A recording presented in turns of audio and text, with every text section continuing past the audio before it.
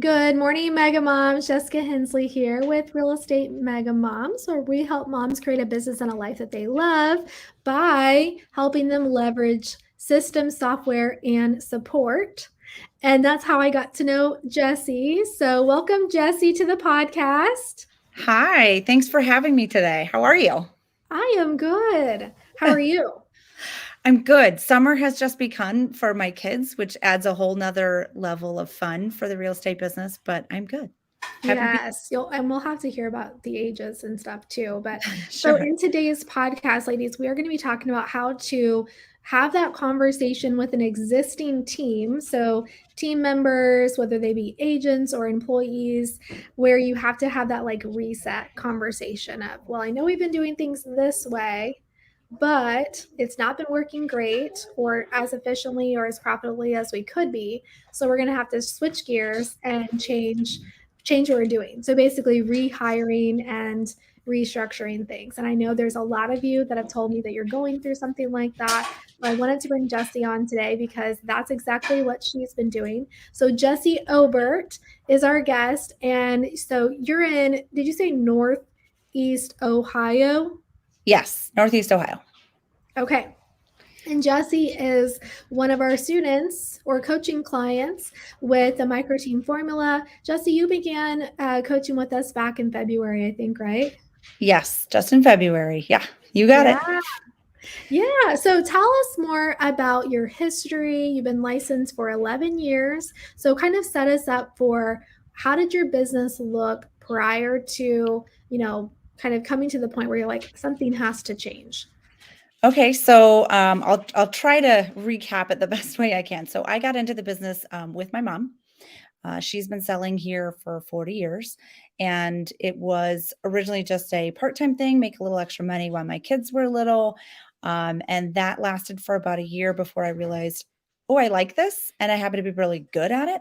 And there's money that I could make, and I could keep going. And so my husband and I completely flip-flopped, where he was the breadwinner, and now I am, and I have been for almost 10 years now. So the team concept started, I guess, when I joined my mom initially, and she was the primary, and I was just kind of the assistant at that point. And quickly we realized that we needed to switch that around and go the opposite way. So within 3 years, we had flip flopped it, and I was the primary where she became helping me. So I would just have her do inspections for me or run a buyer here or there, or maybe open up a listing for somebody else to show, things like that. And it has blossomed. And I've had other sales agents come in. I've had some that I have let go. And now with the Mega Moms program, I'm restructuring who I have and what we're doing to try to be more profitable with our time and energy, and still trying to grow the business. So that's where we are Yeah. today. I love it. So, as far as that mother daughter dynamic, I've actually coached several agents, and you may have even like seen some in our group already, but several that have that dynamic, right? So, a mom that's established, and then the daughter coming on. Okay, perfect. Jennifer is saying second gen here too. And so, a lot of times it's like, okay, continue in the family business. And then that transition is kind of really hard. So how did you guys decide to for you to be primary versus her? Well, to be quite honest, it came down to money and potential earnings, and who was doing what and when, and who had the time and the ability, and also the desire to keep going. And so it came down to, I want to keep going. I see there is a lot out there that I want to get to. And do you want to come with me on this ride or not? So it really came down to that. And my mom being in a position where she's like, I'm ready to take a little bit of a step back, but I still want income and I still want something. So it was a difficult conversation, but ultimately probably what we both wanted in the end. Yeah, no, I love that. And after you've done it for so long, it's like you're just gonna get burned out on doing certain activities, which Yes. is really why one benefit to the micro team setup. I feel like people ask me, well, how long are you going to do this? And why don't you just do coaching full time? Because that's going well. Why even have your real estate team? And I'm like, well, why not? Because I mean, seriously, like the way I have it set up, like I would be kind of silly to walk away from it. That's kind of how I feel, you know? Right. You just leaving money on the table. Yeah. If you want to and you have the desire, then definitely keep going. Yeah. So, okay. And I wanted to also touch on before we talk about like challenges, I guess, I Hmm. wanted to talk about your family structure because you have 3 kids I and have they're all, four. oh, I have four, four. that's what I meant. Sorry. And 3 different school systems, right? Yes. So, Yes. yeah, what are their ages? So 16, 15, 12, and 8. So Yes. you're running all over the place. Always, always. Our oldest now drives, so that makes a little bit easier. He can take himself to practice and to school now, which helps. Um, yeah. So COVID changed a lot of things for our house. We kept the kids home for almost an entire school year, and I actually homeschooled while I was doing real estate. Um, so that was interesting. Don't want to necessarily do that again, but we did it. We learned a lot as a family, and I learned a lot about myself and how I want to spend my time in my business and with our family. So, yeah, so everybody has no schools now. I'm glad you brought that up because I do think COVID kind of I think it put a focus on like what's important. I feel like a lot of families and even like dads, some top producers in our industry, I'm hearing now them more prioritizing, time with the family, time with maybe even picking up kids from school, dropping kids off. And it's just really Yeah, interesting to me. I feel like, which is a good thing. I mean, I love that that's absolutely. the byproduct of COVID is prioritizing. I mean, that's the most important thing, right? Is our family. Yes, I mean, none of us are doing this just for the fun of it. We're doing it for the pay, and we're doing it for the pay because we want to do things with our families, or we want to experience other things in our personal lives, right? That's why we're Yeah. here. So absolutely, it's probably one of the best byproducts of COVID and all the things that we had to endure for a couple of years is recognizing those priorities and being able to shift with them. And luckily for a lot of us in real estate, we were able to keep going. Maybe not every state, but a lot of us were able to continue our roles. And the most successful agents I have seen rolled with those punches and found a way to do their business differently. Um, and I think honestly, that's part of what brought me to thinking I need to do this micro team. I need to do this differently. And started to seek out opportunities like your program that I could learn from and really flourish with. So let's walk through that then. So tell me, you've told me privately or in our sessions, that you had multiple different setups. Can you kind of walk us through what was that traditional team model like for you and what were the primary like hurdles that you went through? So initially it was my mom, I mean myself, and we added another teammate.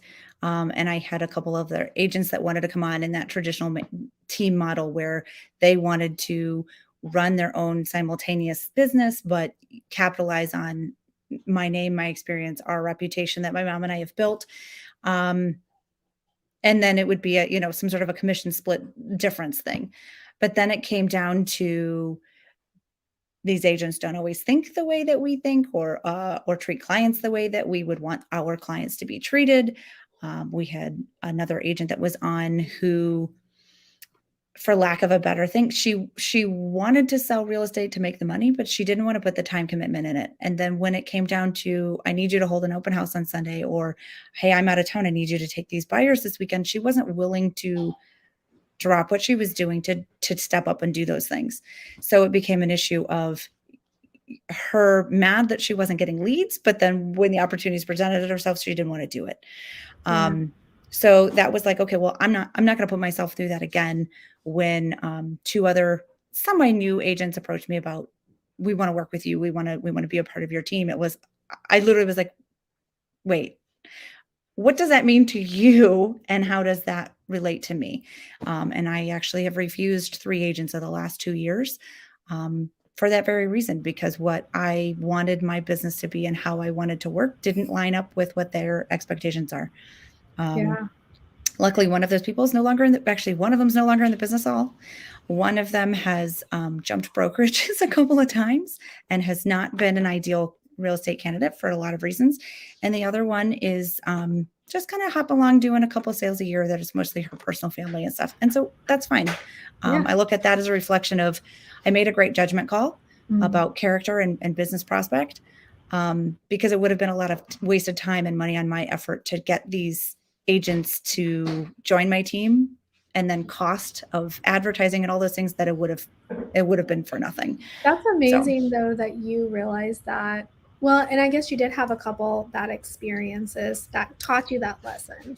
But I yes. think that the team model, this traditional team model, has almost replaced the way brokerages used to be, where you had the broker mentor, you'd go into the brokerage, they would train you, and you know what I'm saying? And I feel Mm-hmm. like now, maybe because most brokerages are so big, or, I really don't know the reason.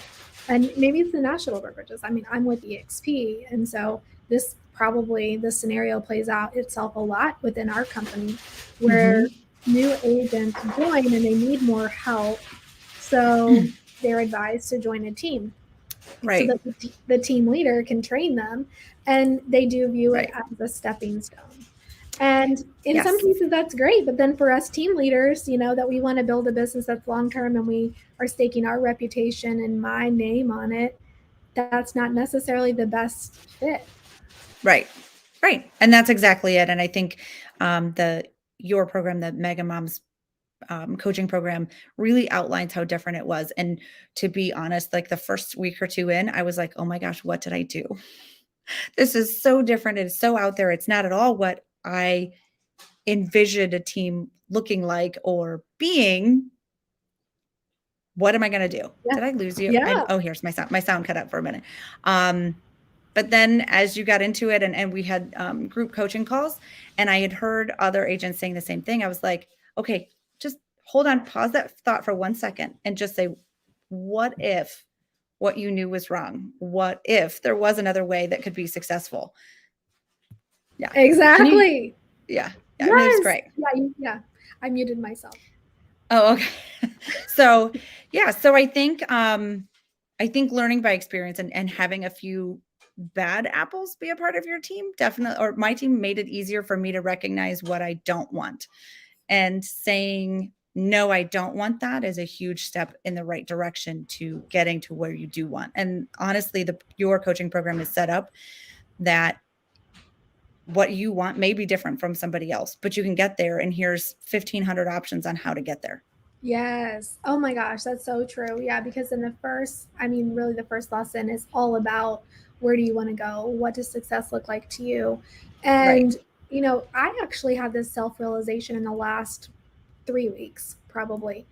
I realized that I was carrying shame and guilt for wanting to prioritize myself and my family and my income, to prioritize what Interesting. I wanted. Yeah.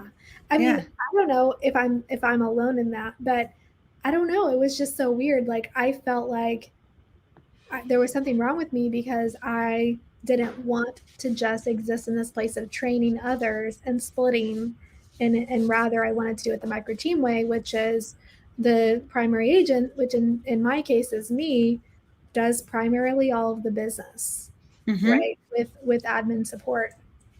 And I think something switched in my brain. I'm like, why why do I have an issue with that? And my coach even said, you should do what's right for your family, whatever that is, and you should expect other people to do the same.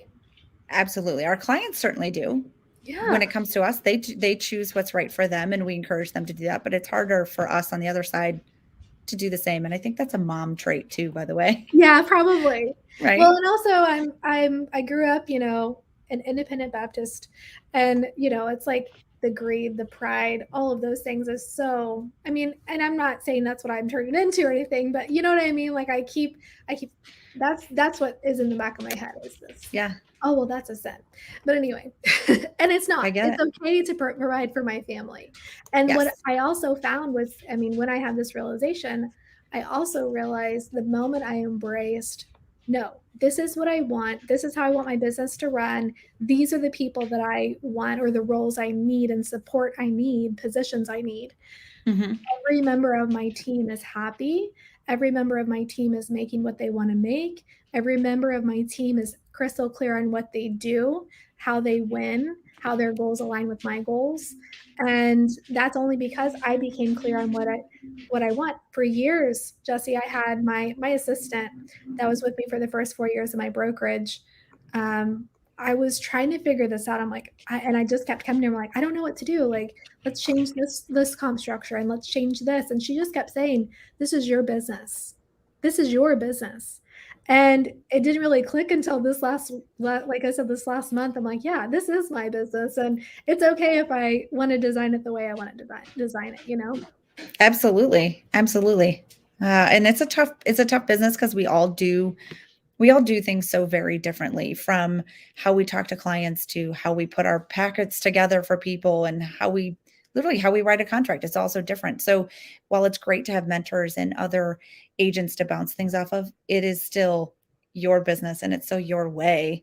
And you have to figure out what that way is, right? You can only take so many suggestions before you just have to put your nose down and say, this is the way I want it for me. Yeah. So you had a few ahas when you started going through the program and you've embraced it, it sounds like. So tell me, like, where did you land? What is your business structure looking like today? So I am in the process of hiring more administrative support. I do have another person who wants to be a sales agent for me. And she is new to real estate, but almost like me, her mom's been selling for 30 something years. So she's going to get her license, and I'm going to have her be that sales agent for me when I can't be there, and allow her to do more of the showing process and things like that, so that I can prioritize my time differently.